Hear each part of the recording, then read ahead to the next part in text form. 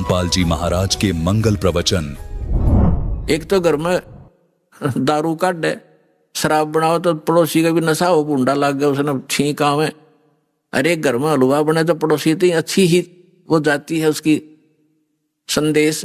तो इसी प्रकार जो सुमन करोगे वो तो हलवा तो आप खाओगे, लेकिन उसकी महक पड़ोसी को भी आभास होगा उसको।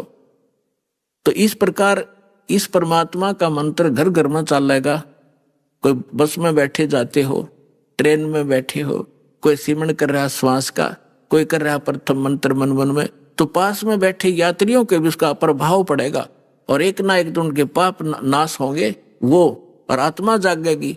इस प्रकार से परमात्मा ने पूरे विश्व को अपने बच्चों को शरण में लेना ही लेना है। चाहे आज कोई हिंदू है, चाहे कोई मुसलमान है, चाहे सिख है या ईसाई है, हम बगैर ज्ञान के बढ़ते चले गए।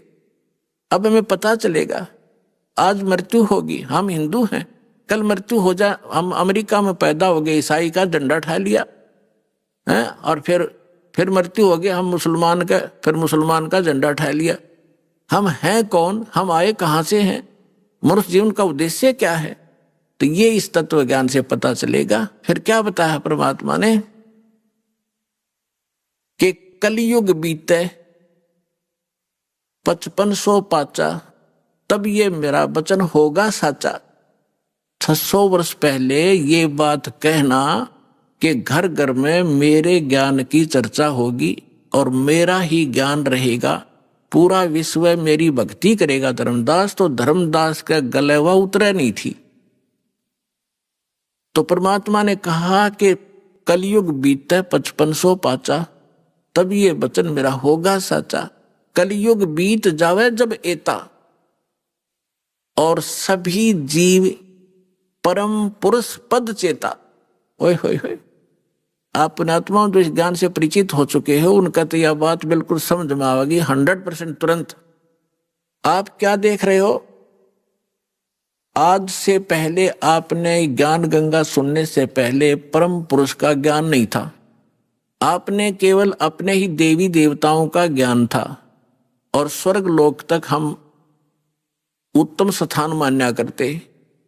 एक ये राधा स्वामी पंथ है जो गुरु नानक देव जी के और कबीर जी की वाणी को पढ़ पढ़ा के कहीं की ईंट कहीं का रोड़ा जचा गए, ये सतलोक सचखंड और सतनाम ये बताने लगे थे। इन्हें कख नहीं पता, कैख है भी नहीं पता भक्ति मार्ग। ये क्या बताते हैं, सतलोक में परमात्मा निराकार है, चेतन ही चेतन है, प्रकाश ही प्रकाश है। और फिर सतलोक का कैसा है, सतनाम क्या है, सार नाम क्या है, सार शब्द क्या है, सतलोक क्या है, सतपुरुष क्या है। इनके परम धनी के वचन है शिवदयाल जी के, जिससे युवराधा स्वामी धन सतगुरु सच्चा सौदा दनो दादा जय गुरुदेव निरंकारी परंकारी जितने पंथ हैं ये उसी से निकले हैं, उसी के आधार से।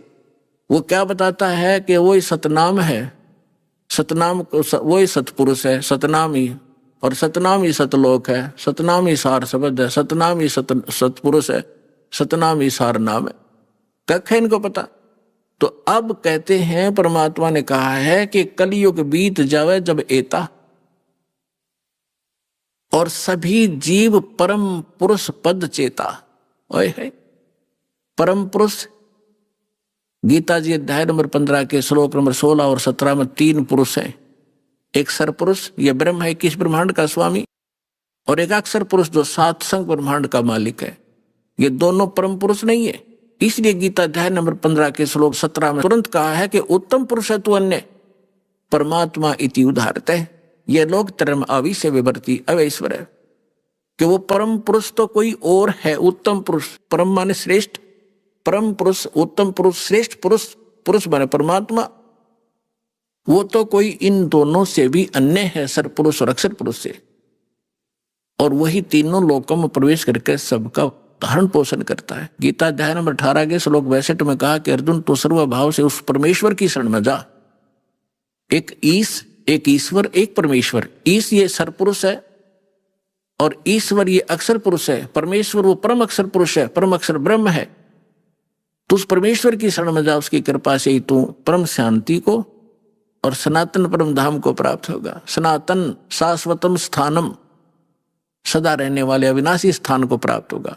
गीता अध्याय नंबर 15 के श्लोक नंबर 4 में कहा कि तत्वदर्शी संत की प्राप्ति के उपरांत उस तत्व ज्ञान रूपी शस्त्र से अज्ञान रूपी अंधकार को काटकर उसके पश्चात परमेश्वर के उस परम पद की खोज करनी चाहिए, जहां जाने के बाद साधक फिर लौटकर संसार में कभी नहीं आते। और जिस परमेश्वर ने सारे ब्रह्मांडों की रचना की है, केवल उसकी भक्ति करो और सब भक्ति त्याग दो, तो परमेश्वर के उस परम पद को खोजना चाहिए। तो यहां परमात्मा वही बात कह रहे हैं कि कलयुग बीत जावे जब एता, और सब जीव परम पुरुष पद चेता, उस परम पुरुष के उस परम पद की के सभी परिचित हो जाएंगे, उसके सभी ज्ञाता हो जाएंगे कि कोई सतलोक है जहां परमात्मा रहता है, वहां जाने से हमारे को सब सुख मिलेंगे, जन्म और मृत्यु का ये झंझट मिटेगा।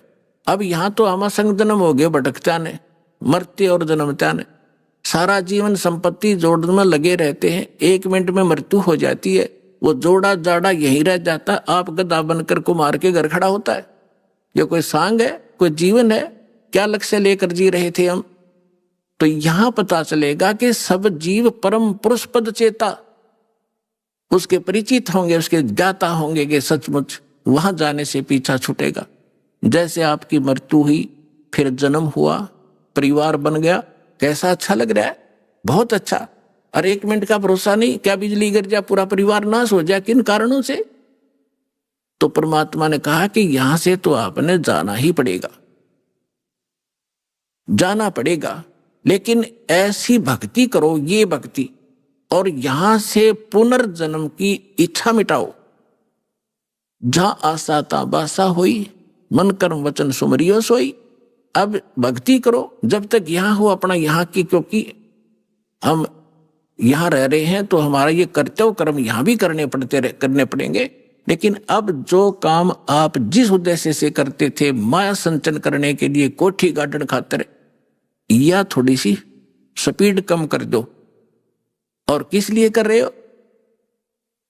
बच्चों का ब्याह करना पड़ेगा, लड़की होगी 2, कैसे ब्याह होंगे, दहेज देना पड़ेगा। नहीं, कुछ ही दिनों में ये सभी समाप्त करेंगे। कोई दहेज ना लेगा ना देगा, लेगा ही नहीं कोई।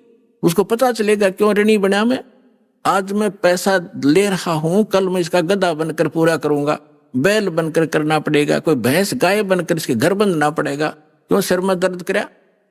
तो पुण्यात्माओं, जब तक ये ज्ञान नहीं था, हम एक दूसरे से ऐसे जुड़ते चले गए, संस्कार बढ़ा लिए हमने। अब सतलोक चलने के लिए हमने इन संस्कारों को सीमित करना पड़ेगा, ताकि फिर से टांग उलझी ना रह जाए, को पल्ला हमारा कहीं कांटे में फंस ना जा और हम यहीं रह जाए। तो इसलिए, और मकान बनाओ, ठीक है, आपको जैसा परमात्मा ने पूर्व संस्कार से दिया है मकान बनाओ, कोई घना लोग दिखावा ना करना चाहिए इसमें। टाइम पास करने के लिए चाहे एक झोपड़ी दे भगवान, और चाहे किसाई मकान दे, अपनी भक्ति करना उद्देश्य समझो। प्राकृतिक आपदाओं से बचने के लिए मकान की आवश्यकता है, ये शेड डाल रखा है, पर्याप्त है। ओले नहीं पड़े सिर पर, नहीं ना, जैसे हम भक्ति कर रहे हैं, खाना बना रहे हैं, तो उससे बचाव करना ताकि हम भक्ति निर्बाध कर सके। इसलिए मकान की आवश्यकता, प्राकृतिक आपदाएं हमें सीधा अटैक ना करें और हम भक्ति कर सके, इसलिए ये मकान और झूपड़ियों की आवश्यकता। ना अन्यथा चाहे यहाँ पर सोने का महल बना दे, एक आने का नहीं, वो व्यर्थ है। तो परमात्मा कहते हैं राम रटत दारिद्र भला और टूटी घर की छान, वो सुंदर महल किस काम के जहां भक्ति नहीं भगवान। राम रटत दारिद्र भला, दारिद्र माने बिल्कुल निर्धन, राम रटत निर्धन भला। और जिसकी छान भी चाहे थोड़ी बहुत कमजोर हो, टूट गई हो थोड़ी, फिर डालेगा, ठीक कर लेगा फूस ला करके। और वो कंचन महल किस काम के, सुंदर महल किस काम के जहां भक्ति नहीं भगवान। तो इसलिए आप जी को ये परमात्मा का ज्ञान दिया जाता है ताकि आपका उद्देश्य, लक्ष्य जीवन का एकदम बदले, चेंज हो, और आपके प्रबल इच्छा हो कि हम सतलोक जाएंगे, और वहां अब इच्छा कब बनेगी? जब आपको दृढ़ विश्वास हो जाएगा कि सचमुच कोई ऐसा लोक है, और वहां जो सुविधा बताई जाती है आपका ऐसा ही घर होगा, परिवार होगा। अब जो बच्चे आपके हैं और आपके संस्कार से जुड़े हैं और भक्ति कर रहे हैं, कोशिश करो, अगर आपको इनसे प्रेम है, इनमें लगाओ। ये तो ममता ऑटोमेटिक है, ये हैं भगवान के बच्चे, आपके नहीं हैं। लेकिन यहाँ संस्कारवश हमारे ये बने हैं, हमारे नियमित किए गए हैं, तो हमारा कर्तव्य बनता है इनको भगवान की भक्ति पर जरूर लावे। इनको भगवान की भक्ति पर लगाओगे, सच्ची भक्ति पर, तो फिर जब आप यहाँ से शरीर छोड़कर जाओगे वहां, फिर ये भी शरीर छोड़कर आएंगे वहीं, तो वहां भी आपका ऐसे ही एक परिवार बनेगा जैसा यहां बन गया। अब देखो पुण्यात्माओं, यहां सारे दुख हैं। गर्मी में गर्मी सतावे, सर्दी में सर्दी, और फ्लड आ जा तो घरों में भी पानी घुस जा, और भी ना जाने कितने कष्ट शरीर में हमारा लगे रहते हैं। कोढ़ हो गया, कैंसर हो गया, अंधा हो गया, आंख फूट गई। लेकिन हम इतने ढीठ हैं, यदि हमारी मृत्यु ना हो तो इन दुखों ने भी कोई नहीं गिने। हमने मृत्यु मृत्यु का दुख मान रखा है, और यह मृत्यु कंपलसरी, यहां पर सारे दुख दे के भी मृत्यु होगी। अगर हमारी मृत्यु ना हो यहां, और परिवार हमारा देख कितना प्यारा लगता है, क्या मरना चाहते? नहीं, कोई नहीं चाहता। लेकिन यह मृत्यु डेफिनेट होगी, और आप भी मरोगे, और ये जो बच्चे जिनको आप अपने मान रहे हो, ये भी शरीर ना जाने आपके सामने चले जाएं। तो इससे मन हटाओ, आप वहां जाओगे सतलोक में। आपका शरीर ऐसा होगा, कभी वृद्ध नहीं होगे, जरा नहीं होगा, जरा माने वृद्ध अवस्था, और मृत्यु नहीं होगी, सदा युवा शरीर रहेगा। और वहां आपके जो है ना घर, बड़े बड़े बड़े महल जो आप खाली छोड़कर आए हो, वहां आपके खाली पड़े हैं। आप गलती से इस काल के साथ लगकर यहां आ गए। जिन्होंने ये सृष्टि रचना सुन रखी होगी उनको ये बातें आसानी से समझ में आ रही होंगी, लेकिन जिन्होंने सृष्टि रचना नहीं सुनी होगी फिर धीरे धीरे कभी सुनाएंगे। आज वो ये सुने, क्योंकि सत्संग स्थल एक ऐसा स्थान है जिसमें प्रथम कक्षा के बच्चे भी आते हैं, और दूसरी कक्षा के भी, और बीए के भी यहीं बैठते हैं, और पीएचडी वाले भी बच्चे यही विद्वान हैं। एक ही सत्संग में, एक ही प्रवचन से उन सबको उसी सत्र का ज्ञान देना पड़ता है। तो ये जो जिस सत्र के बच्चों के सत्र का ज्ञान है ये दास दे रहा है, वो उसको समझ में आ रहा है। तो ऐसे ये प्रत्येक सत्संग में, प्रत्येक प्रवचन में हर तरह का ज्ञान दिया जाता है। प्रथम वाले बच्चे भी समझे, और द्वितीय वाले भी, और जो पुराने भक्त हैं उनके लिए भी बताया जाता है कि सृष्टि रचना में आपने बहुत बार सुना है कि आपके वहां मकान खाली है, और आप गलती करके इस काल के साथ आगे, इसलिए आप यहाँ पर हैंड टू माउथ हो गए, और वहां सारी चीज भरी पड़ी है, किसी चीज का भाव नहीं, कोई टेंशन नहीं, और वहां विकार नहीं जीव में गंदे, ऐसा सिंपल स्वभाव। तो यहाँ के देवताओं में विकार है, लेकिन वहां के हंस, वो हंस कहे जाते। हंस किसे कहते हैं? एक पक्षी होता हंस, एक बुगला होता उसी की हमशक्ल। लेकिन उनका पता कब चलता है? जब दोनों सरोवर के ऊपर हों। बुगला खाता है मच्छी, कीड़े मकोड़े, गोगे, और हंस खाता केवल मोती। वो कीड़े मकोड़े नहीं खाता, मछली नहीं खाता, तो उसको हंस कहते हैं जो विकार करे ही नहीं, चाहे मर जावे। और हंस का एक और गुण बताया है कि उसके सामने दूध रख दिया जाए, जिसमें 1 गिलास पानी 1 गिलास दूध डालकर रख दे मिला के, वो दूध ग्रहण कर लेगा और जल न छोड़ देगा उस पात्र में, जो का तुम रह जाए। उसमें ऐसा गुण दिया मालिक ने। तो जिन्होंने दूध और पानी भिन्न भिन्न कर लिया इस ज्ञान के आधार से कि ये लोक कैसा है, यहाँ का जीवन कैसा है, और सतलोक में जो बताया जा रहा है वो कैसा है, तो वो भिन्न भिन्न कर लिया, इस जल को छोड़ दिया, दूध ग्रहण कर लिया, उसको हंस कहते। तो वह हंस कहे जाते हैं। आदमी अपने ही जैसे हैं, आकार ऐसा ही है, उनका शरीर वह बहुत तेजों में है, 16 सूर्य जितना प्रकाश एक वहां रहने वाले भक्त और भक्तनी का है। परमात्मा के शरीर का जो वहां प्रकाश है, एक रोमकूप में करोड़ सूर्य मिला दे, करोड़ चंद्रमा, ऐसी रोशनी है। परमात्मा सक्षम है, समर्थ है, जीव अलग है, परमात्मा भिन्न है। परमात्मा सर्वशक्तिमान है, जीव की एक सीमित पावर है और सीमित उनका सब क्रियाएं हैं। परमात्मा की क्रियाएं असीमित होती हैं। जो जीव और ब्रह्म एक बताते हैं वो भूले हुए प्राणी हैं, वो अज्ञानी आत्माएं हैं। उनको अब जो प्रसंग चल रहा है, जैसे एक भक्त मिला इस दास को, पहले पहले की बात है जब बहुत कम ही संगत होती थी, ऐसे हम दास भी किसी को पकड़ लेता था जान पहचान के, को आजा बैठ जा तुझे एक बात बताऊंगा, ज्ञान सुनाने लगा। अब वो अच्छी आत्मा था वैसे तो, सुनता रहा, सारी सृष्टि रचना सुनाई। एक दिन, 2 दिन, तीसरे दिन जब वो आया, वो कह लगा भाई बात सुन भगत जी, मैं आपकी बात ऐसी है मेरे हृदय में लग गए और मेरा सरसा होता है इनका, और मैं ऐसा व्यक्ति हूं, मैं जौन से काम पर लगता हूं, पक्की धुन का आदमी हूं, मैं उसको करके छोड़ता हूं, बीच में नहीं छोड़ता।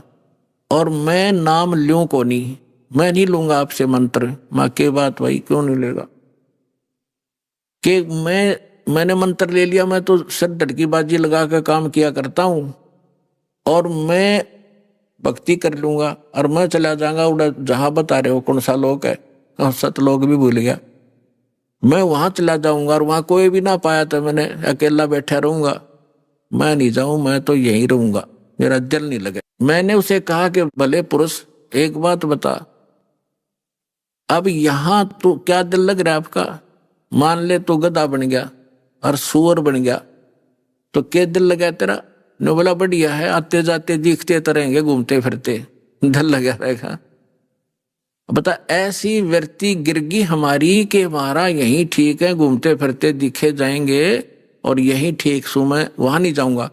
अब उसका जो ये कहना भी ठीक था कि आज तक किसी ने यही नहीं बताया कि सतलोक है और सतलोक में आदमी रहे हैं, वहां पर सृष्टि है, ये तक किसी ने बताया नहीं। ये राधा स्वामी वाले लोग कहते हैं कि वहां तो प्रकाश ही प्रकाश है, प्रकाश ही प्रकाश है, चेतन ही चेतन है। वो टिंडे लेंगे चेतन में जाकर प्रकाश में, समुद्र में डूब का मरना हो तो क्या? तो क्या ये कोई बात है, कोई आधार है इनकी बातों का? पुणात्मा अब ये निर्णय करना चाहता दास की वो सतलोक में सारी सृष्टि है, ऐसे ही स्त्री पुरुष है, ऐसा ही परिवार है, लेकिन यहाँ तो गंदा व्यवहार है, या न्याय नाम की चीज नहीं।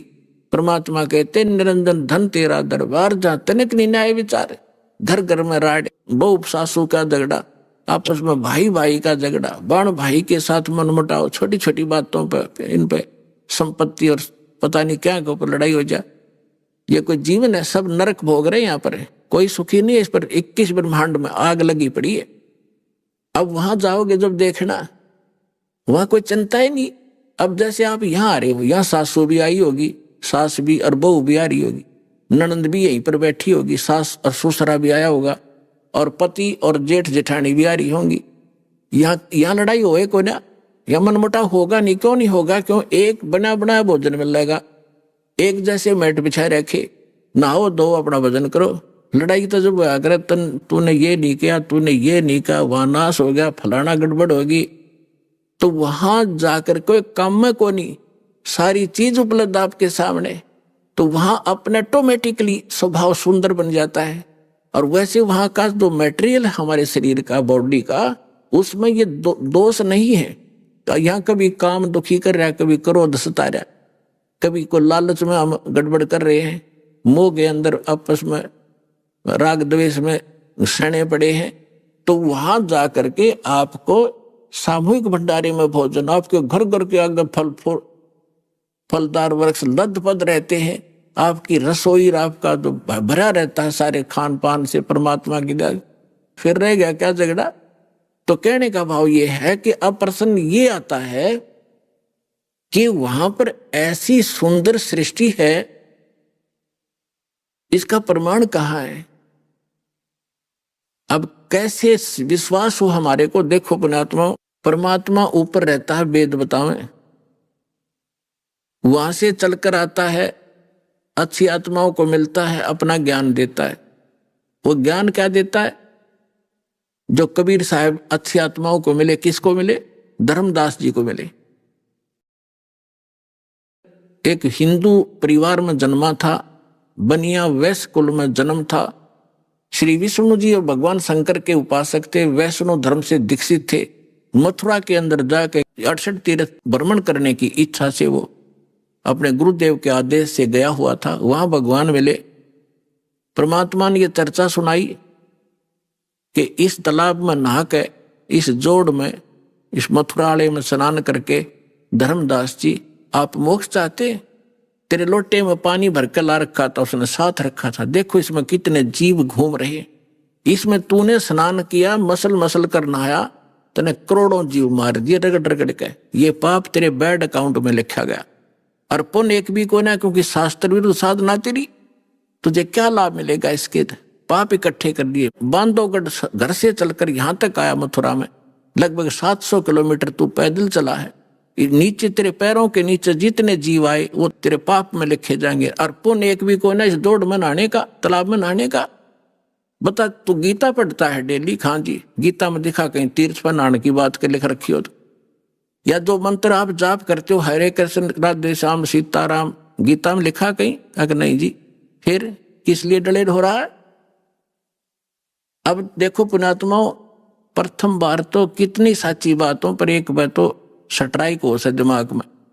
धर्मदास जी नाराज हो गए, तू मुसलमान है, हमारे देवताओं की बुराई करता है, ये करता है, आंख लगा दिखाने। परमात्मा अंतर्ध्यान हो गए, जिंदा महात्मा के रूप में बैठे थे।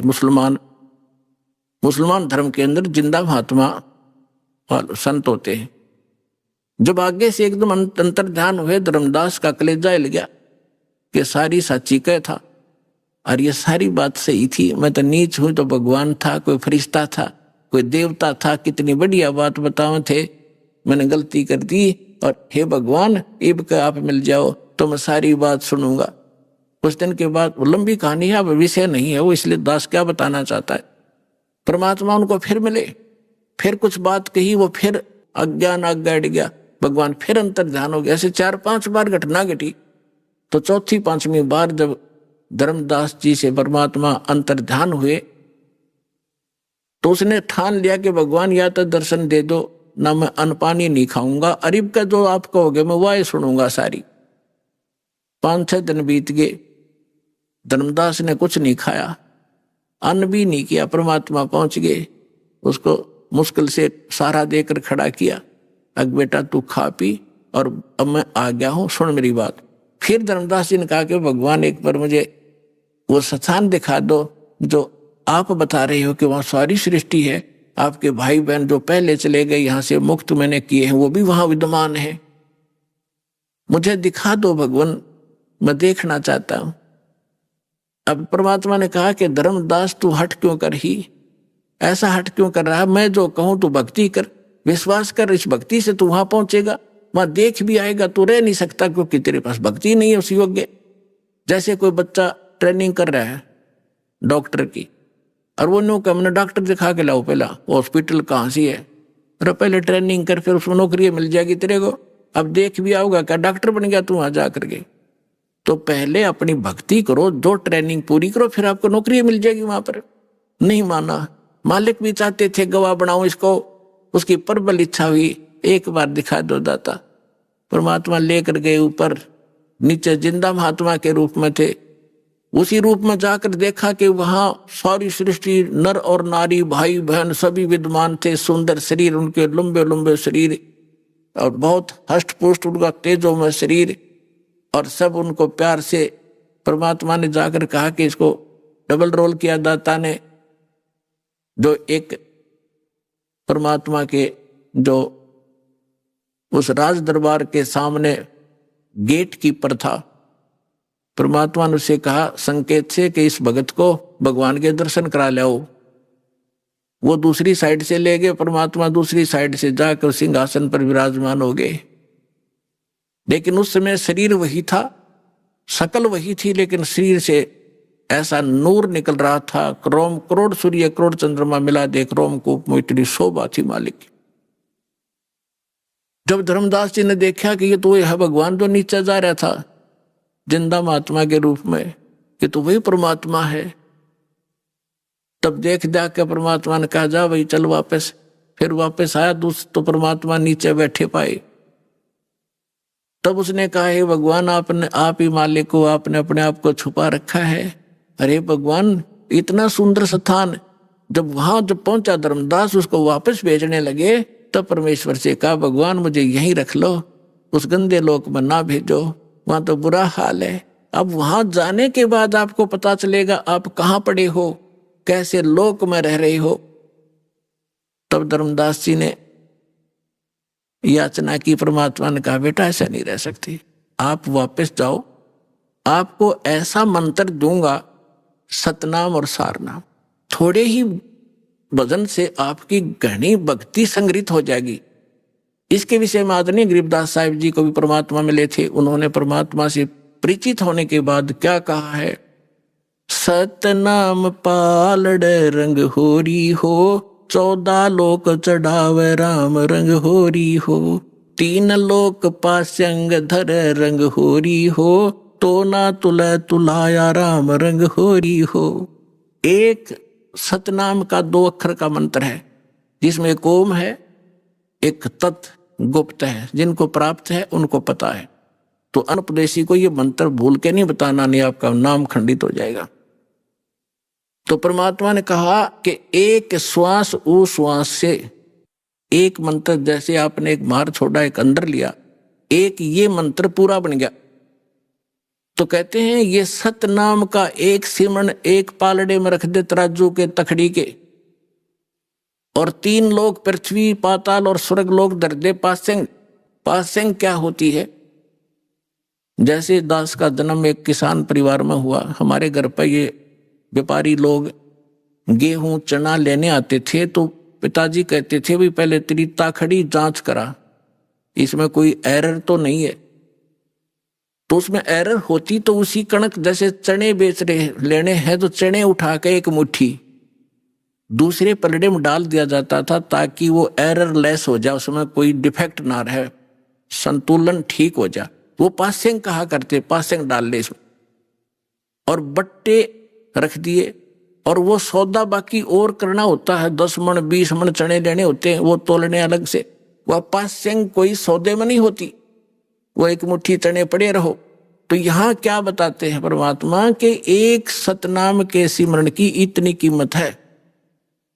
सतनाम पालड़ रंग होरी हो, और दूसरी तरफ 14 लोक चढ़ावे, शिव का लोक, विष्णु जी का लोक, ब्रह्मा जी का लोक, दुर्गा का लोक, और ये ब्रह्म का लोक, और ये जो है ना गोलोक, और ये 14 लोक जो है अताल उतल पतल, ये सारे चढ़ा दे। और 3 लोक पासेंग धर रंग होरी हो, ये 3 लोग तो पासेंग कोई सौदे में नहीं है। इस पृथ्वी पर छोटा सा कोई टुकड़े का राजा बन जाता है, मंत्री मुख्यमंत्री, फूला नहीं समाता।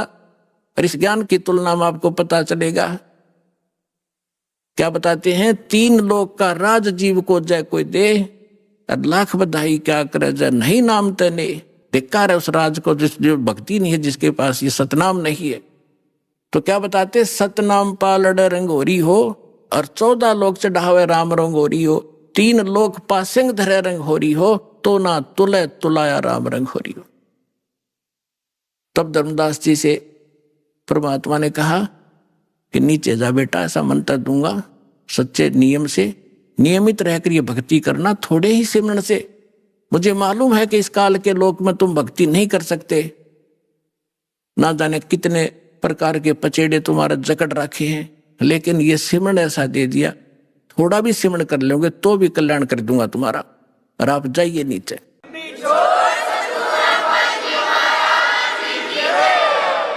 अब जो ही धर्मदास जी नीचे आए, सामने बैठे वही भगवान पाए, शरण पकड़कर अकुलाए कि हे भगवान, वहां आपकी ऐसी शोभा थी शरीर की, वो यहाँ क्यों गुप्त कर रखी है? तो परमात्मा ने कहा कि यदि मैं उसी तेजो युक्त, उस शोभा युक्त यहाँ आ जाऊं तो मेरे को कोई देख नहीं सकता, क्योंकि चरम दृष्टि उस प्रकाश को नहीं देख सकती।